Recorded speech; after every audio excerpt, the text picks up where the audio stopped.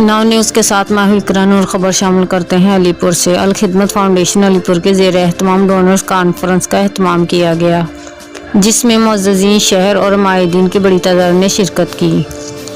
इस मौका पर लोगों ने दिल खोलकर यतीम बच्चों की कफालत के लिए एहतियात दिए। मज़ीद जानते हैं हमारे नुमाइंदा साजिद गबूल की इस रिपोर्ट में। जी बिल्कुल, अल खिदमत फाउंडेशन के नायब सदर जनूबी पंजाब फ़रूक निज़ामी का खिताब करते हुए कहना था कि अल खिदमत फाउंडेशन के चैरिटी प्रोग्राम में लोगों की भरपूर शिरकत काबिल स्तैश है। ज़िला मुजफ्फरगढ़ के 3 शहरों मुजफ्फरगढ़, कोट अदू और अलीपुर से 1.25 करोड़ रुपए इकट्ठे हुए हैं, जो इन्हें शहरों के बच्चों पर खर्च किए जाएंगे। उनका मजीद कहना था कि यतीम बच्चों की कफालत का ये अलग अलग प्रोग्राम है, जिसमें हर माह यतीम बच्चों की माओ के अकाउंट में 4000 रुपए ट्रांसफर किए जाते हैं, जो इन बच्चों की सेहत और तालीम पर खर्च होते हैं। उनका मजीद कहना था कि पूरे पाकिस्तान से 14000 बच्चों और जनूबी पंजाब से 1560 बच्चों की कफालत का जिम्मा अल खिदमत फाउंडेशन ने लिया हुआ है, ताकि यतीम बच्चे मुल्क के लिए बाइज्जत शहरी और तालीम याफ्ता नौजवान बनकर निकलें।